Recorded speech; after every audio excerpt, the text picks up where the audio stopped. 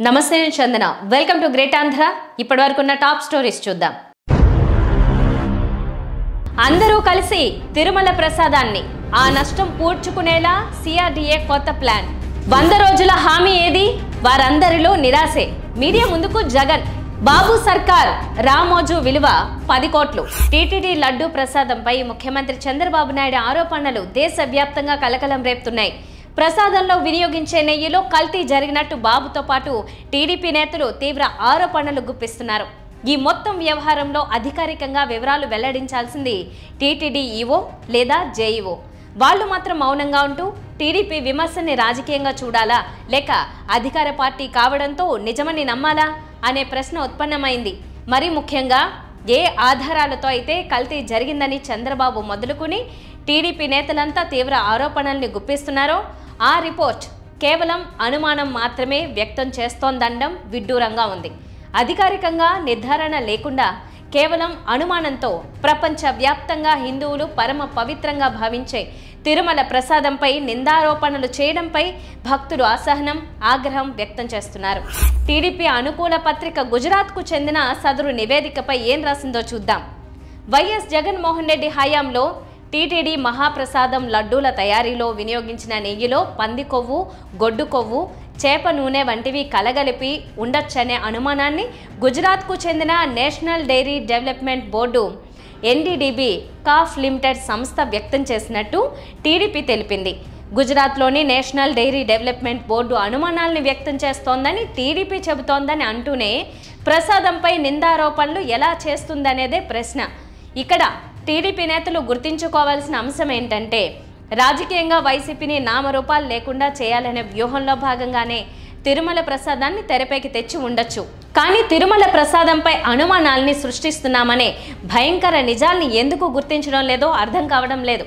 రాజకీయ నాయకులంతా కలిసి తిరుమల ప్రసాదం పవిత్రతను విలువను సర్వనాశనం చేస్తున్నారని భక్తులు ఆగ్రహం వ్యక్తం చేస్తున్నారు చంద్రబాబు నాయుడు ప్రభుత్వ హయాంలో అమరావతి ప్రాంతంలో తలపెట్టిన నివాస గృహాల సముదాయం హ్యాపీనెస్ను తిరిగి కొనసాగించే విషయంలో చంద్రబాబు నాయుడు ప్రభుత్వం నష్టాన్ని పూడ్చుకునే ఆలోచనతో ముందుకు సాగుతోంది జగన్ వచ్చిన తర్వాత అమరావతిలోని ఇతర వ్యవహారాలతో పాటు సహజంగా ఆగిపోయిన హ్యాపీనెస్ట్ ప్రాజెక్టును చంద్రబాబు ప్రభుత్వం తిరిగి కొనసాగించనున్నట్టుగా గతంలోనే ప్రకటించారు ఇక్కడ ఫ్లాట్లను ప్రకటించినప్పుడే కొన్న వారికి అప్పుడు అమ్మిన ధరలకే పూర్తి చేసి అప్పగించాలని కొత్తగా భారం మోపరాదని చంద్రబాబు నిర్ణయించినట్టుగా ప్రచారం చేశారు తద్వారా జగన్ ఆ ప్రాజెక్టును ఆపివేయడం వలన ప్రభుత్వం ఇన్ని వందల కోట్ల భారం అదనంగా పడబోతున్నదంటూ ఒక విద్వేష ప్రచారం సాగించడానికి హ్యాపీనెస్ను వారు వాడుకున్నారు ఇప్పుడు కొత్త ఆలోచనతో సిఆర్డీఏ ముందుకెళ్తోంది వారి వ్యూహం నష్టం పూడడానికి మాత్రమే కాదు ఇతర వక్ర ఆలోచనలతో కూడా సాగుతున్నదా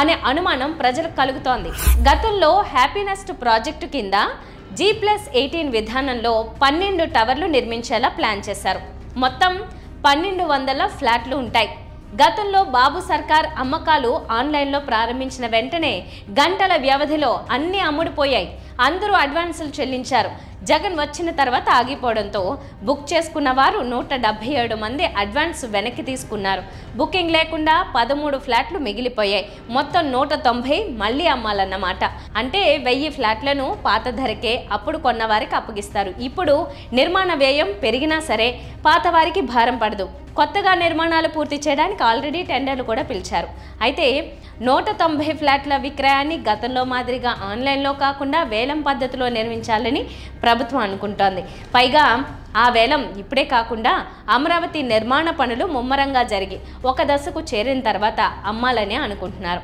దానివల్ల వేలంపాట పెరిగి మంచి ధర వస్తుందని వారి అభిప్రాయం ఆలోచన మంచిదే కానీ కొన్ని విమర్శలు ఉన్నాయి అప్పట్లో కూడా వేలం పెట్టి ఉంటే బాగుండేదని కానీ తమ సొంత వారికి లబ్ధి చేకూర్చడానికి ఆన్లైన్ బుకింగ్ పేరిట నడిపించారని సర్కార్ తీరుపై విమర్శలు వచ్చాయి తెలుగుదేశంపై నమ్మకం లేని వారు మాత్రమే బుకింగ్లు రద్దు చేసుకున్నారు కనుక అయిన వాళ్ళందరూ కొనసాగుతున్నారు కనుక వారికి తక్కువ ధరకే లాభం జరిగేలా ఈ స్కెచ్ వేశారనే ఆరోపణలు ఉన్నాయి ఇప్పుడు చేస్తున్న పద్ధతి తప్పు కాకపోయినప్పటికీ నిర్మాణ భారం పెరగడం వల్ల జరిగే నష్టం కొంత పూడుతుందని అంటున్నారు అలాగే మిగిలిన 1000 ఫ్లాట్ల ధరను కూడా మరీ చదరపు అడుగు 4049 అన్నట్టుగా కాకుండా కొంత పెంచినా తప్పులేదని, పెంచకపోవడం అనేది కేవలం అయిన వారికి లబ్ధి చేయడానికే అనే అనుమానాలు కూడా ప్రజల్లో ఉన్నాయి.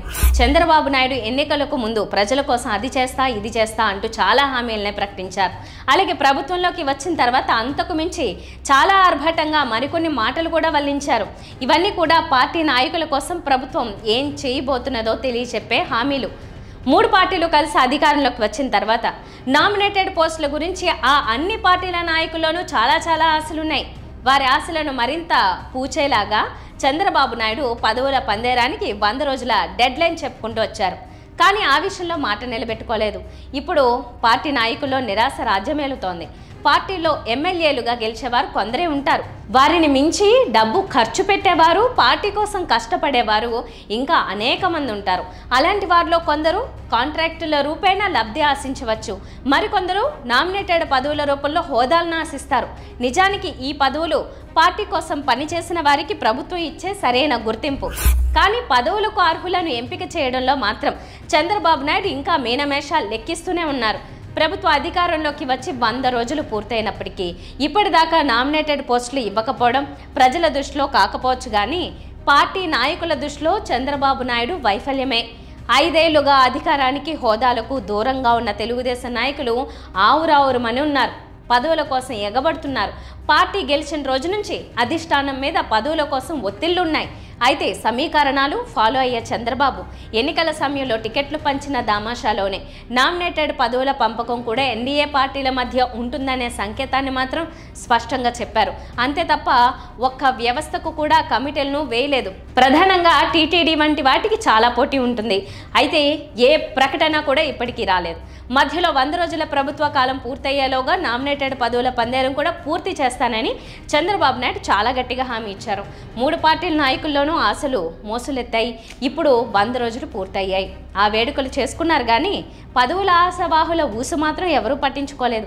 అధికారంలోకి రాగానే ఏ పోస్టులో కీలక అధికారులుగా ఎవరిని నియమించుకోవాలో ముందే డిసైడ్ అయ్యి రోజుల వ్యవధిలోనే ఆ పర్వం పూర్తి చేసిన చంద్రబాబు నామినేటెడ్ పోస్టుల విషయంలో ఇంత మితిమీరిన జాగు చేస్తున్నారు ఎందుకని పార్టీ నాయకులు బాధపడుతున్నారు. తిరుమల ప్రసాదాలపై ముఖ్యమంత్రి చంద్రబాబు నాయుడు సంచలన ఆరోపణల నేపథ్యంలో మాజీ ముఖ్యమంత్రి వైఎస్ జగన్మోహన్ రెడ్డి మీడియా ముందుకు రానున్నారు.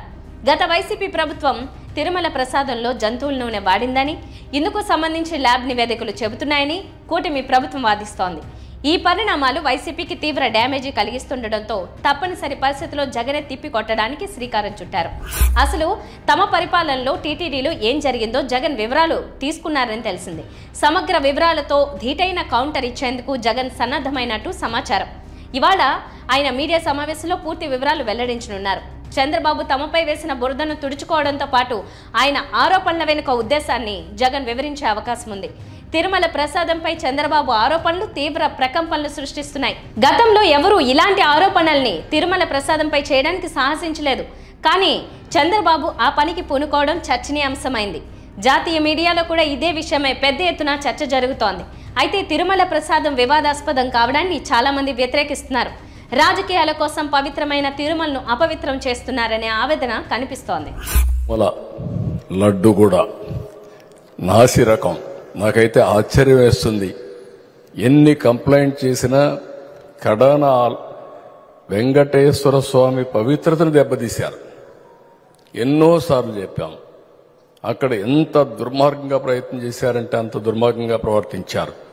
కడాన అన్న దానంలో క్వాలిటీ ఆఫ్ ఫుడ్ లేకుండా చేశారు. దేవుని దగ్గర పెట్టే ప్రసాదం అపవిత్రం చేసే విధంగా ఓసారి బాధేస్తుంది. నాసి రకమైన ఇంగ్రీడియంట్సే కాకుండా ఎనిమల్ ఫ్యాట్ కూడా వాడారని, ఏది గీకు బదులు. ఈరోజు స్వచ్ఛమైన గీదెమన్నాం, ప్రక్షాళన చేయమన్నాం. నాణ్యత పెరిగింది, ఇంకా కూడా నాణ్యత పెంచుతాం. చంద్రబాబు నాయుడికి రాజగురువు మీడియాకి అనుబంధం గురించి ఎంత చెప్పుకున్నా తక్కువే. 1995లో ఎన్టీఆర్ను గద్దె దించడంలో రాజగురువు మీడియా ప్రముఖ పాత్ర పోషించిందనేది జగమెరిగిన సత్యం. నాడు ఎన్టీఆర్ను గద్దెదించడం ఆంధ్రప్రదేశ్కు తక్షణ అవసరమని ఆ పత్రిక ఘోషించింది.